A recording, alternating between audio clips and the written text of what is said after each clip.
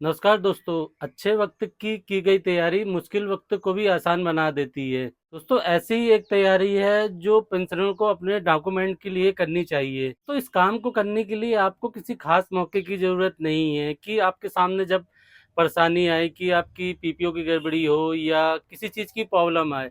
दोस्तों, जब आपको समय लगे, समय रहते ही ये काम कर लें तो बहुत आसानी होती है। तो एक बार आपने ये मेहनत कर ली तो फिर आपको भविष्य में कोई परेशानी नहीं होंगी, जो आपके पेंशन संबंधी डॉक्यूमेंट को होती है। तो चलिए दोस्तों, मैं आज आपको 10 पॉइंट ऐसे बताऊँगा, अगर वो 10 पॉइंट आप समझते हैं। मेरे को पता है कि एक ये एजुकेशन वीडियो है, अभी मैं आपको बोलता कि आपकी पेंशन ₹1000 बढ़ने वाली है, तो आप तुरंत देखने लगते और पूरा वीडियो देखते हैं कि मेरी ₹1000 पेंशन कैसे बढ़ेगी। लेकिन दोस्तों, अगर ये 10 काम कर लेते हैं, तो आप ₹10,000 नुकसान होने से भी बचा सकते हैं, क्योंकि आपको जो डॉक्यूमेंट बनवाने में लागत लगती है, वो आप अच्छे से जानते हैं। तो वो 1000 का आपको 10 गुना लग जाता है कि आपको मेहनत भी करनी पड़ती है। तो आप वीडियो समझिए, देखिए, अगर आपके काम का लगे तो आप दूसरों को भी बताइए, क्योंकि दोस्तों ऐसा मैंने किया है तो मेरे को परेशानी नहीं भई। तो मैं ये सोचता हूँ कि मेरे जो व्यूअर हैं और जो पेंशनर हैं, हाँ, आपको दिक्कत हो सकती है क्योंकि आप स्टार्टिंग बेस में करेंगे। चलिए दोस्तों, आज का वीडियो शुरू करते हैं और जो फर्स्ट पॉइंट है वो बताता हूँ। वीडियो शुरू करने से पहले दोस्तों मैं आपको एक चीज़ बोलना चाहूँगा कि हाँ, थोड़ा ये वीडियो बड़ा हो सकता है, तो आप पेशेंस रख के देखिए, हाँ, थोड़ा टाइम निकाल के देखिए, आपको ही फ़ायदा होगा। तो जो पहला पॉइंट है दोस्तों हमारा, फैमिली डॉक्यूमेंट। अब दोस्तों, आप फैमिली डॉक्यूमेंट से क्या समझते हैं? तो दोस्तों, जो आपके माइंड में चल रहा है वो आप बाद में सोचिएगा। पहले आप इस पॉइंट को समझिए, क्योंकि आपको हाँ, जानकारी होगी। दोस्तों, पहला ये है कि जो आपका पीपीओ है, आप ये देखिए कि आपके पीपीओ में आपके वाइफ और आपके चाइल्ड का जो ये नेम है, नेम, डेट ऑफ बर्थ, ये सही है कि नहीं है। हाँ, अगर नहीं भी है, कुछ मिसमैच है, तो आप धीरे धीरे ये अपडेट कराते रहिए, तो आपको भविष्य में काम आएगी। दूसरा इसी में है दोस्तों कि अगर पीपीओ में नेम और डेट ऑफ बर्थ सही नहीं है, तो अब दोस्तों क्या होता है कि जैसा आप जानते हैं कि आप जो अभी नया लेटेस्ट आ रहा है, क्योंकि मैं ये आपको 2024 में बता रहा हूँ, ये पहले ईपीपीओ आता था, अभी स्पर्श पीपीओ है। तो आप जैसा जानते हैं दोस्तों कि जब पार्टिकुलर्स आता है तो आपकी वाइफ का अलग और बच्चों का अलग डिटेल रहता है, दोनों का अलग अलग डिटेल रहता है। इसमें उनके नेम के साथ उनकी डेट ऑफ बर्थ, उनका मोबाइल नंबर और उनका ईमेल आईडी और पैन कार्ड नंबर, अगर वो 18 साल से ऊपर हैं तो दोस्तों ऐसे ही आपकी वाइफ का हो गया और ऐसे ही आपका सेम चाइल्ड का हो गया। तो दोस्तों ये अपडेट करके रखिए। आप क्या होता है दोस्तों, अभी तो दिक्कत नहीं, आप इस डिजिटल युग में अभी ये परेशानी में है, तो आपको अभी इतनी परेशानी हो रही, तो आगे 5 साल या 10 साल बाद आपको कितनी परेशानी होगी। तो ये आप दोनों का अपडेट करके रखिए। हाँ, मैं ये नहीं बोल रहा हूँ कि आप अभी ये कर लीजिए, आप धीरे धीरे ये काम करते रहिए तो आपको परेशानी नहीं होगी। तो चलिए दोस्तों, फैमिली डॉक्यूमेंट का समझ गए। अब मैं आपको दूसरा पॉइंट बताता हूँ। दोस्तों, दूसरा पॉइंट है डॉक्टर एंड हॉस्पिटल। अब मैं इसलिए बोल रहा हूँ, तो इसके अंदर भी दोस्तों 5-6 पॉइंट है, तो वो देखिए क्या क्या है। दोस्तों, पहला पॉइंट है कि जो आपकी वाइफ और चिल्ड्रन है, उनके सभी के ईसीएचएस कार्ड बने होने चाहिए।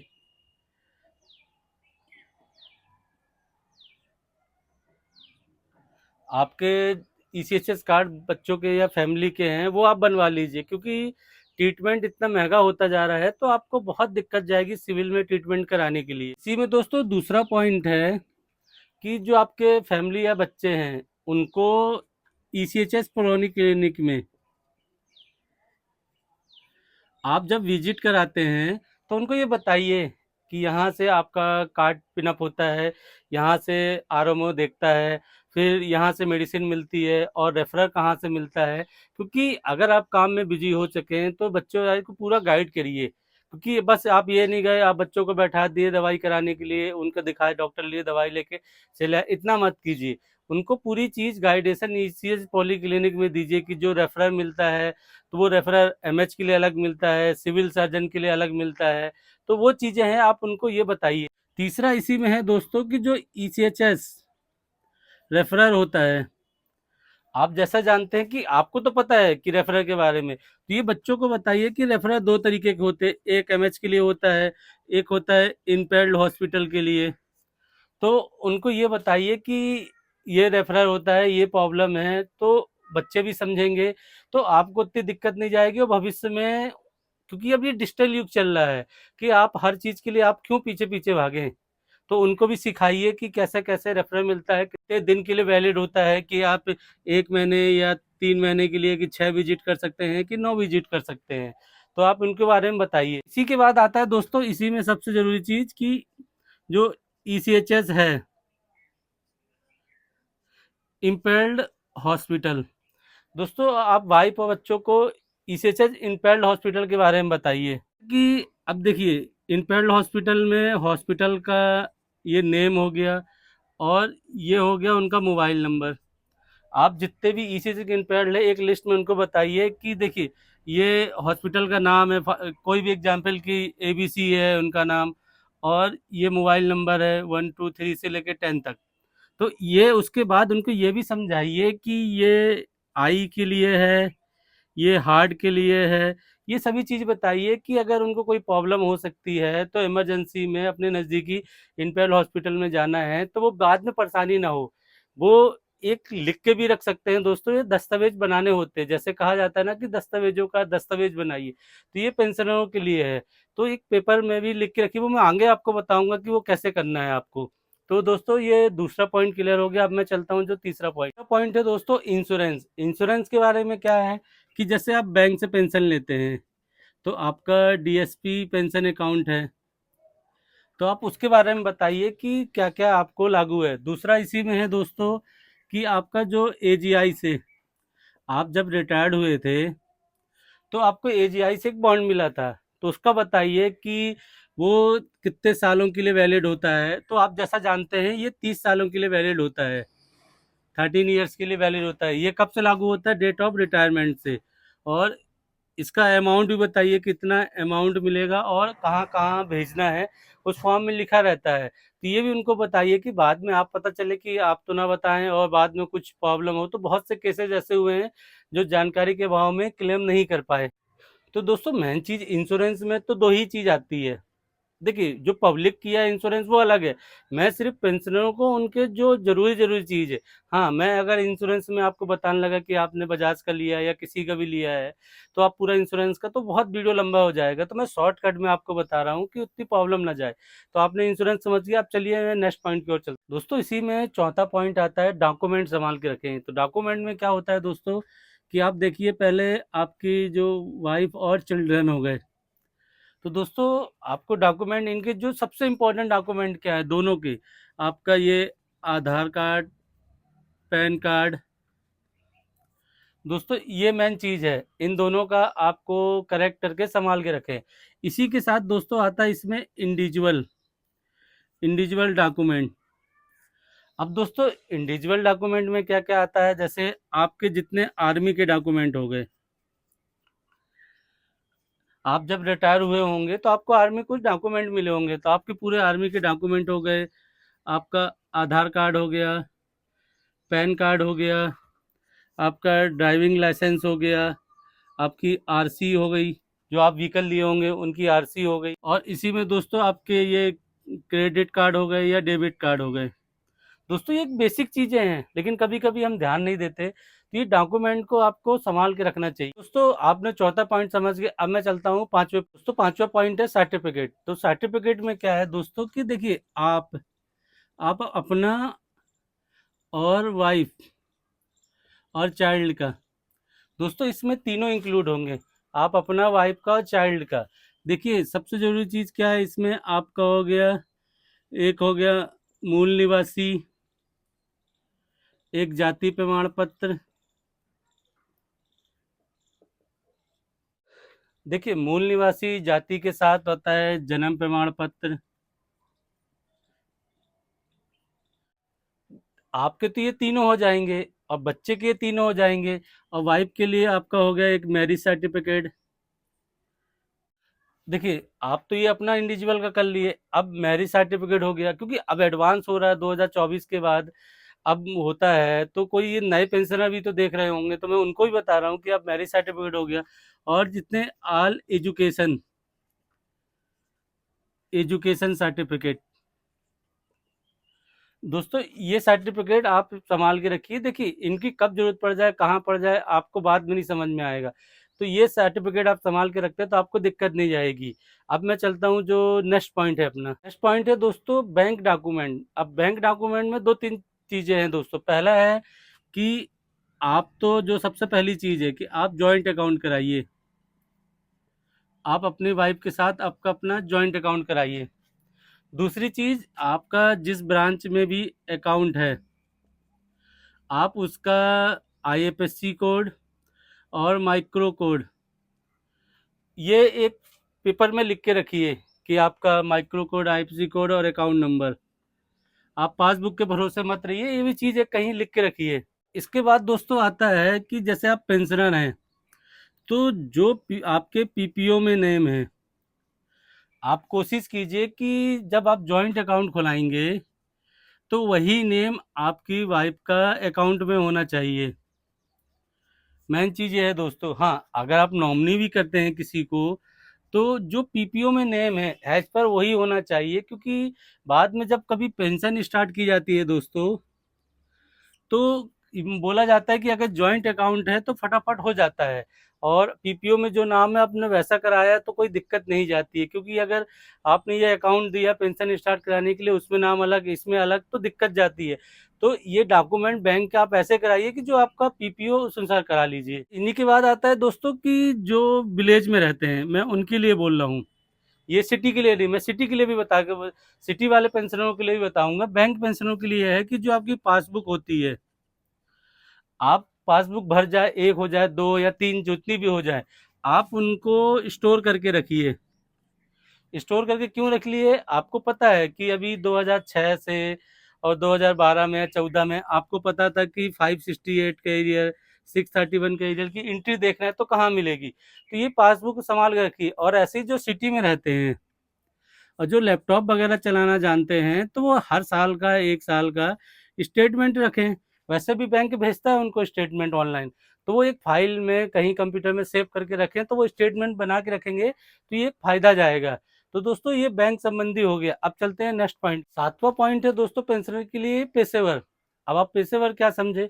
तो पेशेवर में दोस्तों जैसे फर्स्ट हो गया आपका सीए, दूसरा हो गया एडवोकेट, और तीसरा टैक्स कंसल्ट। दोस्तों ये तीन चीज़ों, तीन व्यक्तियों के जो भी है, आप इनका नेम, मोबाइल नंबर और एड्रेस ये सेव करके रखिए। क्यों दोस्तों? इससे आपको बेनिफिट ये होता है कि अब आपको अपनी सीए से कैलकुलेशन करनी है कि आप जो आईटीआर फाइल कर रहे हैं तो उसको कितनी कितनी दिक्कत जा रही है, या आपको ओआरओपी का कुछ नहीं मिला या किसी भी प्रॉब्लम आई, तो एडवोकेट से संपर्क कर सकते हैं। क्योंकि कोई भी चीज़ कंसल्ट, आप, मेरी भाषा अलग होगी, आपकी भाषा अलग होगी, लेकिन एक लॉ की भाषा अलग कही जाती है दोस्तों, जो कोर्ट में पेश की जाती है कि आपको कोई प्रॉब्लम आ रही है। और टैक्स कंसल्ट से कि आपकी कितनी पेंशन आ रही है, आपका टीडीएस मान लीजिए 10,000, 10,000 या 30,000 या 50,000 कट गया, तो आपको कैसे रिटर्न लेना है टैक्स कंसल्ट की, आपने क्या क्या बच्चों की फीस दी। तो आप इन तीनों का फ़ोन नंबर, एड्रेस और संभाल के रखिए, आगे काम आता है। अब चलते हैं दोस्तों नेक्स्ट पॉइंट की। दोस्तों नेक्स्ट पॉइंट है स्पर्श। अब मैं स्पर्श का इसलिए बोल रहा हूँ कि ये अब सबसे ज़रूरी हो गया है। आप स्पर्श की जो लॉगिन आईडी है और पासवर्ड, ये आप अपने वाइफ और बच्चों के साथ शेयर करके रखिए, और उनको ये भी बताइए कि हर 3 मंथ में आपका पासवर्ड चेंज करेंगे। आप अगर नहीं कर सकते हैं या आप खुद करते हैं तो उनको बताइए, क्योंकि ऑन द स्पॉट अगर आप एक्सपायर्ड होते हैं तो आपकी वाइफ पेंशन लेती है, तो उसको ये पता होना चाहिए, क्योंकि उसको अभी तो स्पर्श के थ्रू ही मिलेगी, पहली चीज़। दूसरी चीज़ इसकी की बात कि आपको पीपीओ कहाँ से मिलता है और आपकी पे स्लिप कहाँ से जनरेट होती है, ये सब चीज़ें उनको ये बताइए। और एक चीज़ ये भी है इसी में दोस्तों कि जैसे आपने ये चीज़ें तो बता दी, अब उनको ये भी बताना है कि जो आपका लाइफ सर्टिफिकेट, आपका लाइफ सर्टिफिकेट कैसे जमा होता है दोस्तों? पहले तो बैंक में होता था कि आप गए अंगूठा लगा दिया, सिग्नेचर करके बैंक में दे दिए, तो वो स्टैम्प मार के भेज देते थे सीपीसी को, सीपीसी पीसीडीए को भेजता था। लेकिन अब तो ऑनलाइन है। तो आप ये बताइए कि स्पर्श में भी ऑनलाइन कैसे जमा किया जाता है, और एमएलसी के थ्रू भी बता दीजिए। और ये भी नहीं होता है तो तीसरा आप बताइए कि जीवन प्रमाण के ऐप के थ्रू जमा करते हैं। तो ये चीज़ें बताइए, उनको आसानी होगी और आपके ना रहने के बाद उनको दिक्कत नहीं जाएगी कि ये जानकारी रहेगी, तो वो बार-बार भटकना नहीं पड़ेगा और किसी से पूछेंगे नहीं। क्योंकि आप फ़ौज के बारे में जानते हैं क्योंकि आपने फ़ौज की नौकरी की है, लेकिन वो नहीं जानते, उन्होंने फ़ौज की नौकरी नहीं की है। तो ये हो गया हमारा दोस्तों स्पर्श का। अब चलते हैं नेक्स्ट पॉइंट। पॉइंट है दोस्तों केएसबी, जो केंद्रीय सैनिक बोर्ड है। दोस्तों इसके बारे में बताइए, इसकी भी एक लॉगिन आईडी पासवर्ड होता है। तो ये तो आपने लॉगिन आईडी पासवर्ड बता दिया, लेकिन आप ये बताइए कि अप्लाई कैसे किया जाता है। कि आप देखिए 1 से लेके 12 तक आप एजुकेशन लोन के लिए करेंगे, फिर आप जो ग्रेजुएशन करते हैं या पीएमएस के लिए करते हैं, तो जो स्कॉलरशिप मिलती है उनको पूरा बताइए कि पीएमएस की क्या क्या सुविधाएं होती हैं, या केएसबी में क्या क्या सुविधा होती है, कि मैरिज के लिए भी मिलता है, होम रिपेयर के लिए भी पैसा मिलता है, जो जो अलाउंसेज होते हैं, क्या क्या मिलता है केएसबी की सुविधाएं, आप अपनी वाइफ और बच्चों को बताइए तो उनको आसानी होगी। देखिए आप सिविल में क्या जॉब कर रहे हैं क्या नहीं, हाँ थोड़ी परेशानी जरूर होती है। आप केएसबी में अप्लाई करने के लिए मान लो सीएससी सेंटर गए, आपने 1 बार या 2 बार या 3 बार विजिट किया, उनने आपसे 300 या 400 रुपये वहन किया 3 या 4 विजिट का। लेकिन जब आपका फॉर्म फिलअप हो गया, आप जैसा जानते हैं कि एजुकेशन का 24,000 रुपये मिला 2 बच्चों का, और पीएमएस का 30,000 रुपये मिलता है, मैरिज का 50,000 रुपये मिलता है। तो ये चीज़ें हैं दोस्तों। तो केएसबी के बारे में अगर जानेंगे तो वो सुविधाएं ले सकते हैं। दोस्तों मैं इतना लंबा वीडियो बनाने का रीज़न नहीं है ये। दोस्तों हमने प्रैक्टिकल देखा है बहुत से पेंशनरों को भटकते हुए, सिर्फ जानकारी न होने के अभाव में। दोस्तों सिविल में तो कल्याणकारी योजना चलती है ना, कि आप किसी भी स्टेट में हैं, धनलक्ष्मी योजना, लाडली योजना, राशन योजना, गरीबी रेखा कार्ड, तो आपके लिए भी तो ये योजना ही है। उनको जैसी मेहनत करनी पड़ती है आपको भी करनी पड़ती है। आप ये बोलते हैं कि सरकार हमें क्या देती है, अरे सरकार ये तो आपको दे ही तो रही है ना। आपको बच्चों के लिए पढ़ाई के लिए दे रही है, फैमिली बच्चों के लिए शादी के लिए दे रही है, होम रिपेयर के लिए दे रही है, तो ये भी आपके लिए योजना ही है। जैसे स्टेट गवर्नमेंट देती है वो आपके लिए ही है। अब चलता हूँ दोस्तों लास्ट पॉइंट की ओर। ये लास्ट पॉइंट इन सभी 9 पॉइंटों का निचोड़ था, और समझिए इंपॉर्टेंट क्यों। तो लास्ट पॉइंट है 3 टाइप ऑफ फोल्डर। 3 प्रकार के आप फोल्डर बनाइए। मैं मानता हूँ कि एक फोल्डर की कीमत 200 रुपये से लेकर 1,000 रुपये होती है। आप नॉर्मल लीजिए 200 वाला। आप देखिए जो आपका फर्स्ट फोल्डर होगा, आप फर्स्ट फोल्डर में अपने जो अभी से 1 से लेकर 9 तक मैंने पॉइंट बताए, उसमें सबसे पहले आपका जो इंडिविजुअल का है, इंडिविजुअल डॉक्यूमेंट, आप इंडिविजुअल डॉक्यूमेंट प्लस वाइफ के, आप वाइफ के डॉक्यूमेंट रखिए, लेमिनेशन करा के इनको रखिए, पीपीओ आपके जो हो गए, और इंडिविजुअल डॉक्यूमेंट, ये सब चीज़ रखिए। और सेकंड फोल्डर में आप अपने चिल्ड्रन के, जो आपका आधार कार्ड, पैन कार्ड, और उनके एजुकेशन सर्टिफिकेट हो गए, जन्म प्रमाण पत्र हो गया, तो ये सब चीज़ें रखिए। 2 फोल्डर हो गए। अब आप कंफ्यूज होंगे तीसरा फोल्डर किस काम आता होगा। तो जो तीसरा फोल्डर है दोस्तों, वो इन दोनों की जेरोक्स के लिए होता है, कि अगर एक फोल्डर कहीं गुम जाए या दोनों गुम जाए तो ये जेरोक्स रहे तो आपके काम आएगी। तो कभी भी ध्यान रखिए दोस्तों, ये मेंटेन कीजिए। हाँ, आप अगर ये चीज़ें मेंटेन कर लेते हैं तो दोस्तों लाइफ में आपको कोई परेशानी नहीं जाएगी। आई होप दोस्तों आज मैंने पेंशनर के डॉक्यूमेंट के आपको 10 पॉइंट दिए। आपको अभी भी कुछ कन्फ्यूजन है इन पॉइंटों में तो आप वीडियो के नीचे कमेंट कीजिए, मैं आपको रिप्लाई देने की कोशिश करूंगा। मिलते हैं एक नए वीडियो में। नमस्कार दोस्तों।